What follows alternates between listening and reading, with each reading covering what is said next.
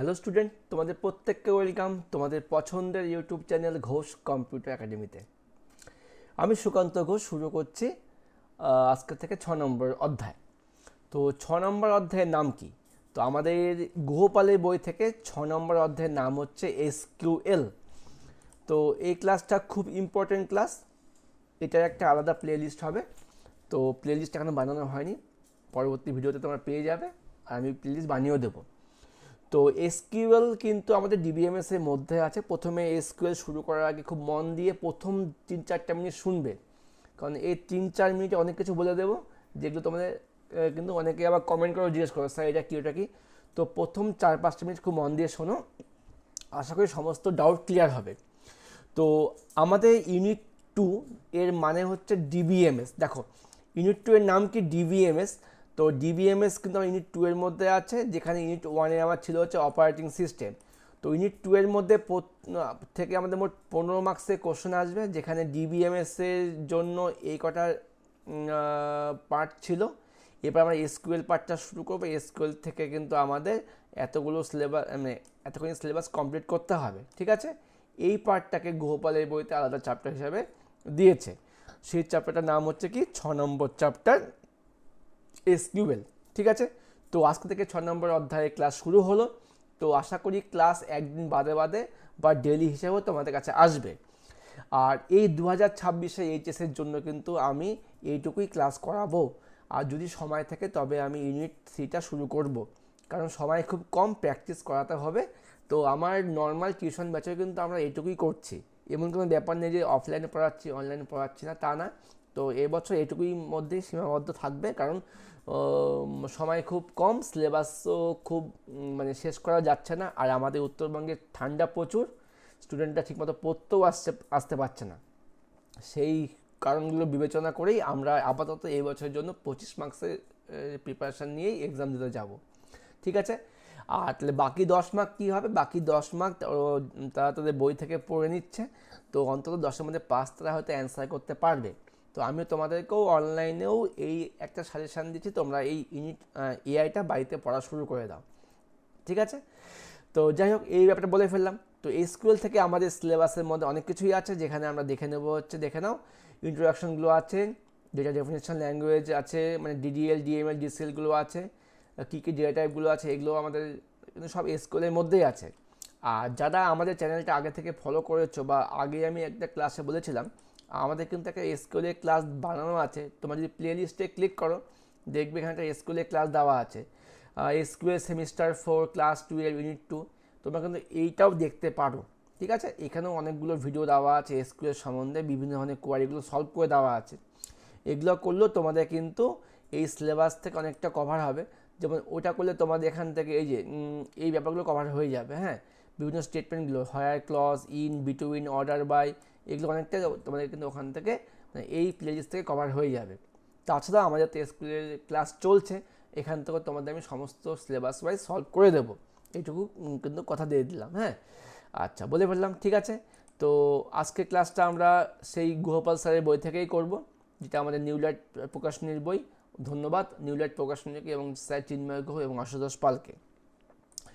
তো এটা বলে ফেললাম, এই আমাদের সেমিস্টার 4-এ ইউনিট 6-এর বুকসের পিডিএফ তোমাদের সামনে চলে এসেছে, আর সাথে আছে আমার নোটস, ঠিক আছে। আচ্ছা, এবার তাহলে শুরু করে দিই আমরা ক্লাসটা। আর যার যেখানে যা সমস্যা অবশ্যই কমেন্ট করে জানিও, উত্তর দেওয়ার চেষ্টা করব। আর বিশেষ কিছু কমেন্টের উত্তর কিন্তু পরবর্তী ভিডিওগুলোর মধ্যে তোমরা পেয়ে যাবে। প্রত্যেক অবশ্যই কমেন্ট করবে, লাইক করবে, সাবস্ক্রাইব করবে, আর পাশে থাকবে ঘোষ কম্পিউটার একাডেমি। শুরু করছে আজকের ক্লাস। তো প্রথমে দেখে নিই এসকিউএল জিনিসটা কী। দেখো, এসকিউএল জানার আগে আমাদের জানতে হবে এসকিউএলের সম্পূর্ণ নাম কি। সম্পূর্ণ নাম আমাদের বইয়ে দেওয়াই আছে, কি? Structured query language. Structured, not structure, লাস্টে কিন্তু ইডি যুক্ত আছে।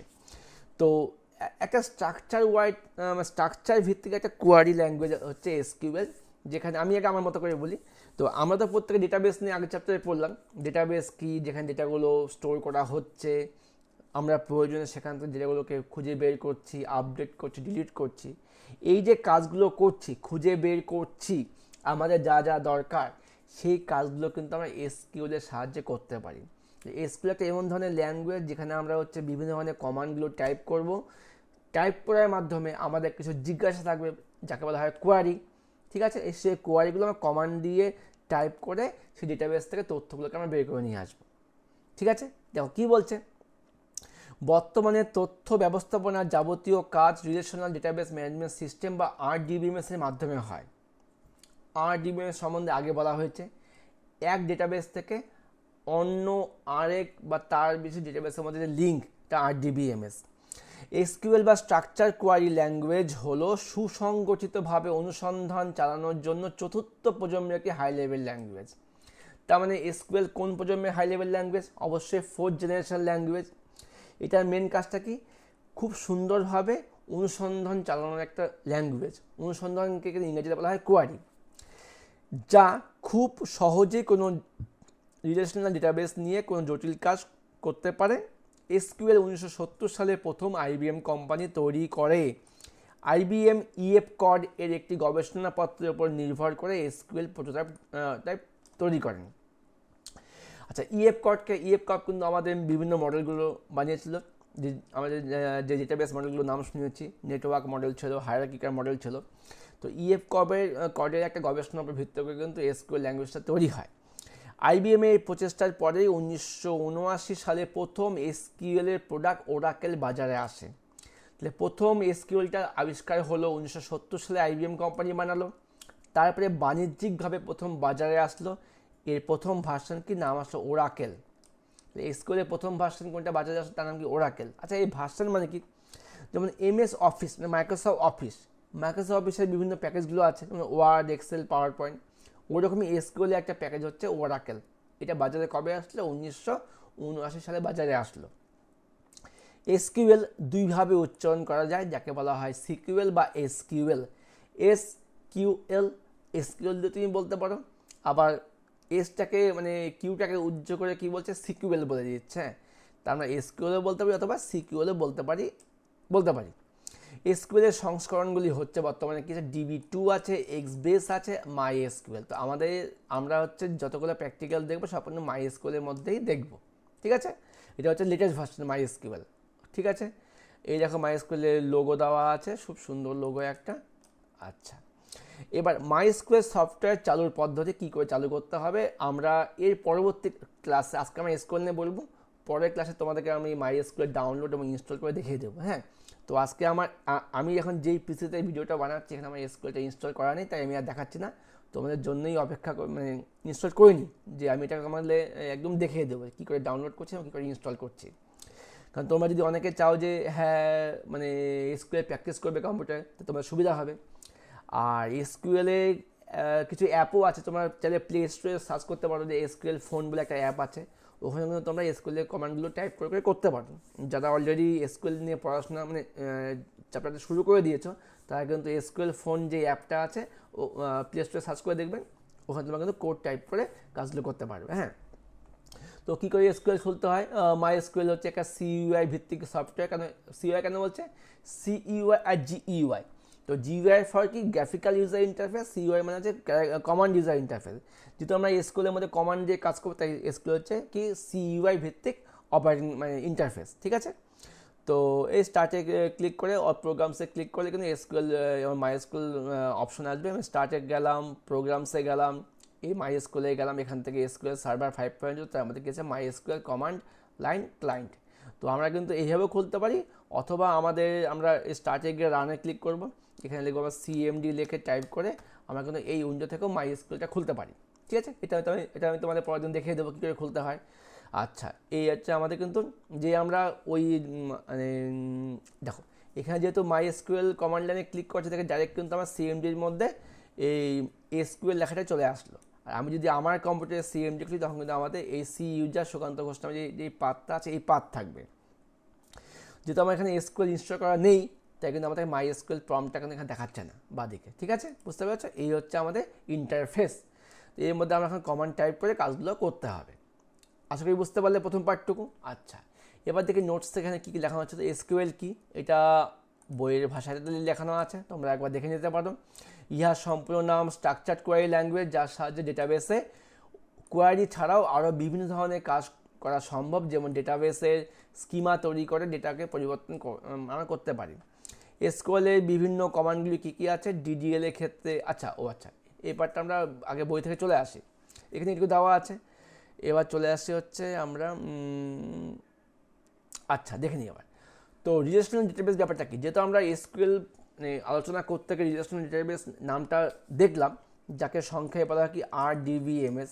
আরডিবিএমএস ব্যাপারটা কি, তো আমি বিভিন্ন আগের ভিডিওগুলোতে বলেছি, আমরা এখন বিভিন্ন জায়গায় কাজ করতে গেলে আধার নাম্বার দিচ্ছি, ব্যাংকে আছে, পোস্ট অফিসে আছে, বা এক বা একাধিক ব্যাংকেও আমরা আধার নাম্বার দিচ্ছি, আধার নাম্বার দিয়ে আমরা মোবাইল সিম নিচ্ছি সমস্ত ক্ষেত্রে, বা এই যে আমরা মানে ভোটারে কাজ করলাম, ভোটার মানে এসআইআর নাম তুললাম, ওখানে কিন্তু আমরা আধার নাম্বার দিয়েছি। তাহলে আমরা যে কয় জায়গাতে আধার নাম্বার দিচ্ছি সমস্ত জায়গাতে কিন্তু আমাদের নামে একটা করে ডেটাবেস তৈরি হচ্ছে। এবার যদি গভর্নমেন্ট চায় যে আমাদের সম্বন্ধে রেকর্ডগুলোকে সব কালেক্ট করবে, তখন কিন্তু সেই আধার নাম্বার দিয়েই লিঙ্ক করবে এই ডেটাবেসের সঙ্গে ওই ডেটাবেসে। এটাই হচ্ছে আরডিবিএমএস। তার মানে প্রত্যেকটা ডেটাবেসের মধ্যে একটা সম্পর্ক তৈরি হচ্ছে কোনো একটা ফিল্ডকে ধরে, সেটা হচ্ছে আরডিবিএমএস। কী বলছে, রিলেশনাল ডেটাবেস হলো একাধিক সম্পর্কযুক্ত টেবিল নিয়ে গঠিত একটি ডেটাবেস। একটি relational database table index, query, trigger, store ইত্যাদি অবজেক্ট দিয়ে তৈরি করা হয়। টেবিল হলো রেকর্ড বা তথ্যের সারি। এই তথ্য সারির গঠন কাঠামো একসাথে ও তথ্যগুলি একটি নির্দিষ্ট বিষয়ের উপর হয়, এই বিষয়গুলিকে বলা হয় এন্টিটি। আচ্ছা, এন্টিটি কি আমরা আগে সব জেনে গিয়েছি, এখানে আর এগুলো অতটা দরকার নেই, যেহেতু আচ্ছা একবার সিলেবাসটা দেখে নিই আমি। সিলেবাসে কী ছিল, ইন্ট্রোডাকশন ছিল। আচ্ছা, ইন্ট্রোডাকশনের মধ্যে আরডিবিএমএসটা পড়ে যাচ্ছে। হ্যাঁ, যেমন ধরো এখানে একটা টেবিলের নাম দেওয়া আছে, টেবিলটার নাম দেওয়া নেই, টেবিলের মধ্যে কি নাম, রোল, সেকশন, মার্কস, এগুলোকে বলা হয় কি কলাম নেম, বা কী বলা হয় অ্যাট্রিবিউট, বা কী বলা হয় ফিল্ড বলা হয়।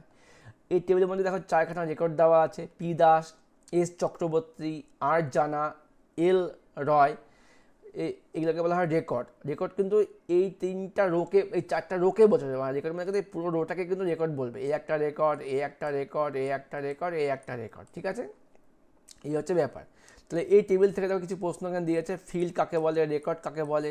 ঠিক আছে, ফিল্ড তো এই লম্বাগুলোকে ফিল্ড বলছে, আর এই পাতলা যেগুলো আছে তাদেরকে রো বলছে। এবার এসকিউএল কমান্ডের ধরন কি, যেটা আমাদের কিন্তু এই নোটসে প্রশ্ন ছিল, এসকিউএলের বিভিন্ন কমান্ডগুলির নাম কি। আমরা তো এসকিউএলের ক্ষেত্রে ডিডিএল, ডিএমএল, ডিসিএল, ডিকিউএল এই 4 ধরনের ল্যাঙ্গুয়েজ আগের চ্যাপ্টারে পড়ে এসেছি। এই ল্যাঙ্গুয়েজগুলোর ক্ষেত্রে কোন কোন কমান্ডগুলো কাজ করে সেটা কিন্তু আমাদের জানতে হবে, কারণ আমাদের কিন্তু সিলেবাসও দিয়েছে। Data definition language, data manipulation language, এর বিভিন্ন কমান্ডগুলো আমাদের জানতে হবে। আচ্ছা, কি আছে এখানে, এসকিউএল কমান্ডের ধরন। এসকিউএলের সম্পূর্ণ নাম স্ট্রাকচার কোয়ারি ল্যাঙ্গুয়েজ। এর সাহায্যে আমরা ডেটাবেসে কোয়ারি ছাড়াও এসকিউএলের কমান্ড দ্বারা বিভিন্ন কাজ করতে পারি। তো যেমন ডেটাবেসে স্কিমা গঠন করে পরিবর্তন করতে পারি, নামও চেঞ্জ করতে পারি। এবার কার্যপদ্ধতি অনুসারে এসকিউএলের কমান্ডগুলি কী কী আছে, ডিডিএল আছে মানে ডেটা ডেফিনেশন ল্যাঙ্গুয়েজ, তারপরে কী আছে এদিকে ডিএমএল আছে মানে ডেটা ম্যানিপুলেশন ল্যাঙ্গুয়েজ। এই দুটো কিন্তু আমাদের সিলেবাসে আছে। তো এবারে আমাদের এখন ডিডিএল এর ক্ষেত্রে কি, এই কমান্ডগুলির সাহায্যে স্কিমা তৈরি করা হয়, মানে ডেটাবেসটাকে তৈরি করা হয়, মানে টেবিল তৈরি করা হয়, বা টেবিলকে আবার মোছাও যায়। এবার এসকিউএল ডিডিএল এর ক্ষেত্রে কোন কোন কমান্ড আমাদের কাজ করতে হয়, সেই কমান্ডগুলি হচ্ছে আমাদের ক্রিয়েট আছে, অল্টার আছে, রিনেম আছে, ড্রপ আছে, আর ট্রুনক্যাট। এই 5টা কমান্ড কিন্তু আমাদের ডিডিএল ল্যাঙ্গুয়েজের মধ্যে আছে। আবার একইভাবে ডিএমএল এর মধ্যে কী আছে, ডিএমএল এর কাজটা কিন্তু হচ্ছে ডেটাবেসকে আপডেট করা বা পরিবর্তন করা। যেমন দেখো ডেটাবেস ম্যানিপুলেশন করার কাজগুলি হচ্ছে কি ডেটা পরিবর্তন করা, ডেটা যোগ করা, ডেটাকে মুছে ফেলা, ডেটাকে খোঁজা, পড়া ইত্যাদি হচ্ছে ডিএমএল এর মধ্যে কাজ। সেক্ষেত্রে ডিএমএল এর মধ্যে আমাদের কোন কোন স্টেটমেন্টগুলো আছে, ইনসার্ট আছে, আপডেট আছে, ডিলিট, সিলেক্ট, কল আর মার্জ। এখানে কিন্তু 6খানা আমাদের কমান্ডগুলো আছে। এবার আমরা দেখে নিই এই কমান্ডগুলোর কাজ কী।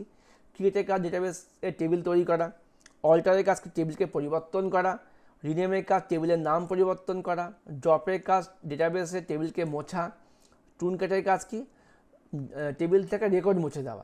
ড্রপের কাজ হচ্ছে ডেটাবেসের সম্পূর্ণ টেবিলটাকে একবারে মুছে ফেলবে, আর ট্রুনক্যাট হচ্ছে একটা একটা করে মানে রেকর্ডকে মুছবে। ঠিক আছে, এগুলো হচ্ছে আমাদের এসকিউএল ডিডিএল কমান্ডগুলোর কাজ।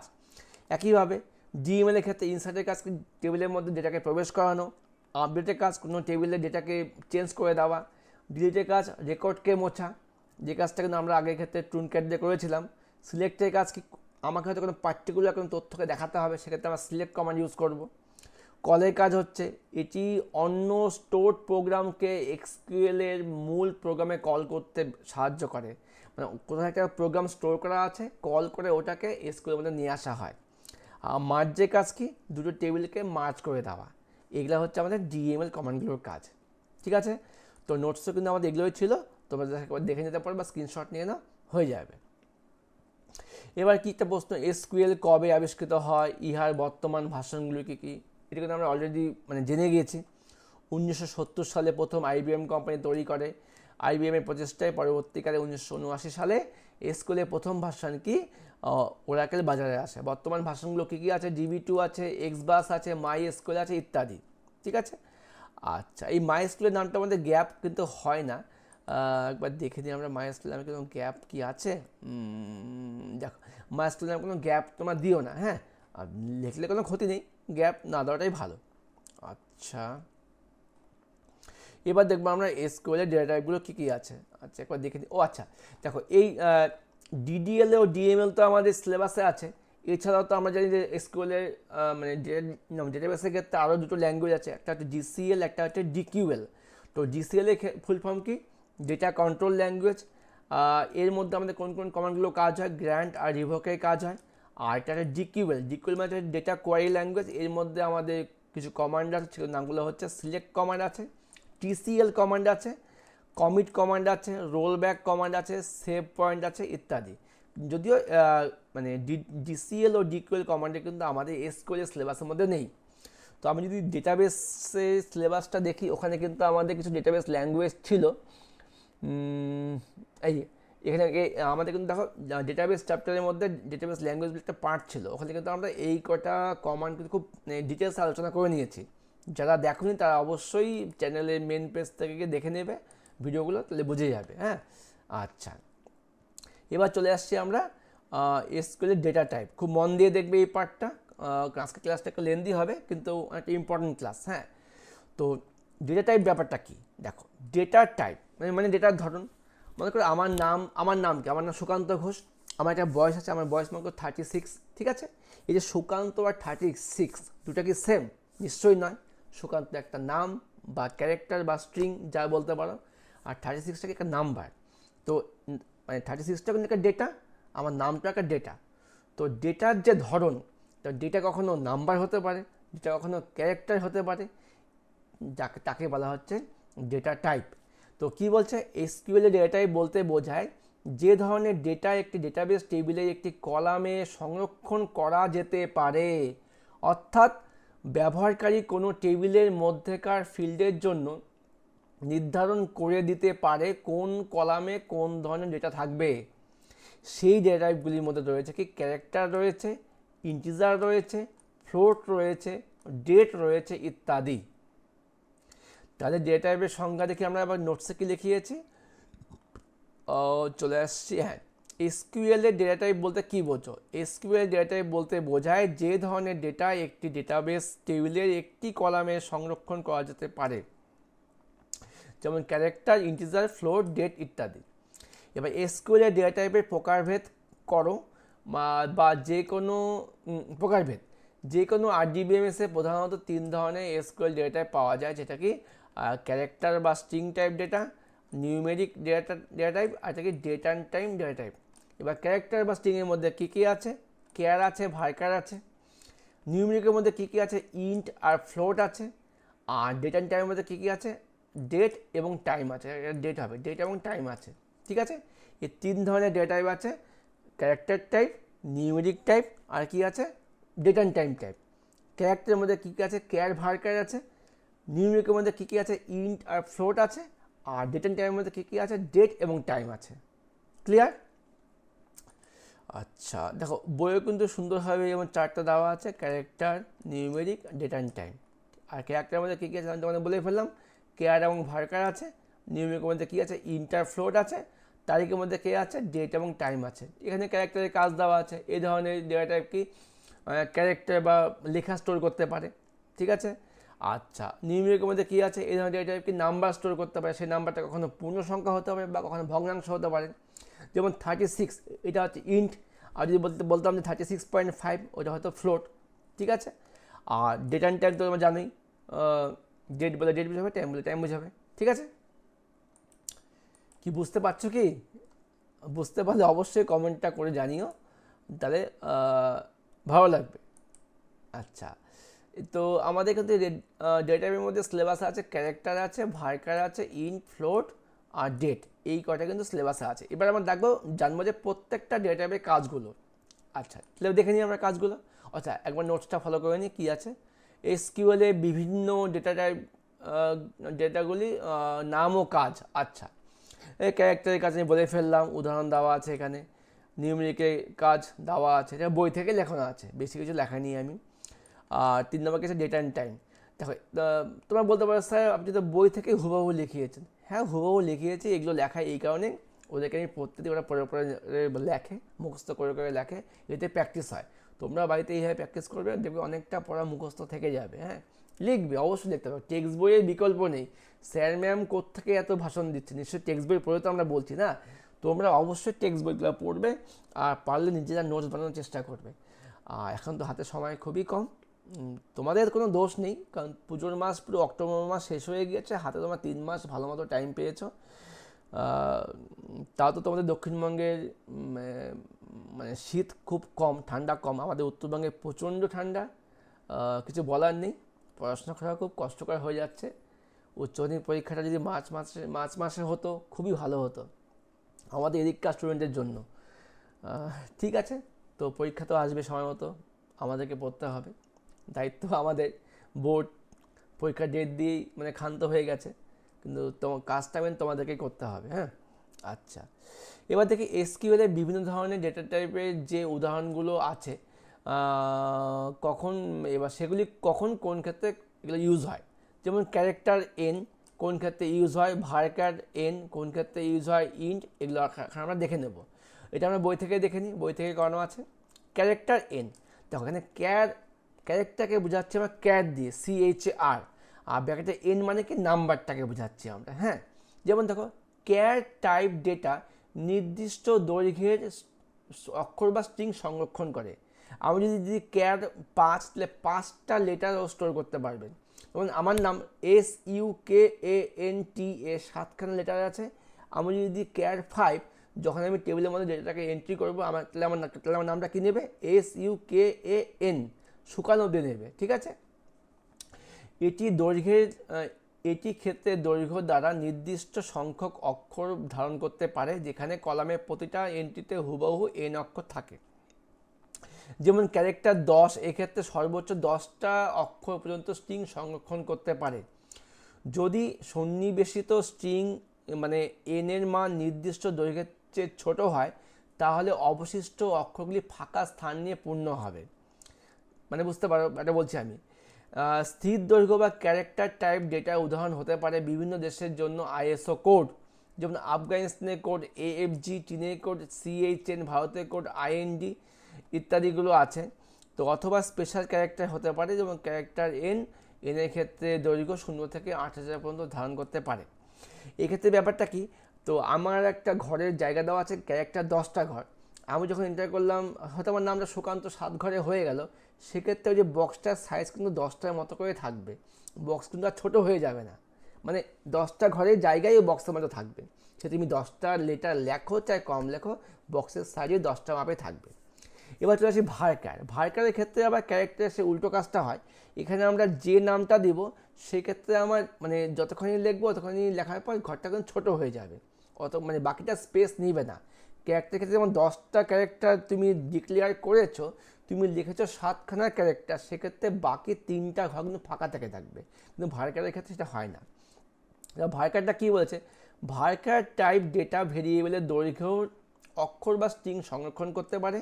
এটি পরিবর্তনশীল দৈর্ঘ্যের শব্দ ব্যবহারের জন্য প্রয়োগ করা হয়, যেগুলো বারবার চেঞ্জ করা যেতে পারে, সেক্ষেত্রে ইউজ করা যায়। যেমন ভার্কার 10, এক্ষেত্রে 10টি অক্ষর পর্যন্ত স্ট্রিং সংরক্ষণ করতে পারে, কিন্তু সন্নিবেশিত স্ট্রিং যদি 6টি অক্ষর সংরক্ষণ করে, তাহলে কেবলমাত্র 6টা অক্ষরের জন্য প্রয়োজনীয় পরিমাণ স্টোরেজ ব্যবহার করবে। মানে যেটুকু দরকার ওইটুকুই ব্যবহার করবে, বাকিগুলো কিন্তু ইউজ করবে না। এই হচ্ছে ভার্কারের কাজটা, বুঝে গেলাম। আচ্ছা, এবার ইন্টের কাজটা কি, ইন্ট মানে কোনো ভগ্নাংশ নেবে না, খালি পূর্ণ সংখ্যা নেবে। ইন্ট ডেটা টাইপ পূর্ণ সংখ্যার জন্য ইউজ করা হয়, এক্ষেত্রে কোনো ভগ্নাংশ নেয় না। হয়ে গেল। দেখো ইন্টের মান দেখো যেমন উদাহরণ কী বলছে, এসকিউএল একটি টেবিল তৈরি করার সময় এমপ্লয়ি নেম, স্যালারি এবং এজ এই 3টি কলামের মধ্যে এজ কলামটিকে একটি ইন্টিজার কলাম হিসাবে সংজ্ঞায়িত করা, কারণ এজের মধ্যে কিন্তু আমরা কিন্তু পয়েন্টে নিই না, আমরা এজ 58 সেখানে ইন্ট আমাদের। ফ্লোট কখন নেব, যখন আমাদের দশমিকের কাজ হবে। ফ্লোট ডেটা টাইপ ভাসমান বিন্দু সংখ্যাকে প্রতিনিধিত্ব করতে ব্যবহার করা হয়, এটি ভগ্নাংশ উপাদান সহ সংখ্যা। হয়ে গেল।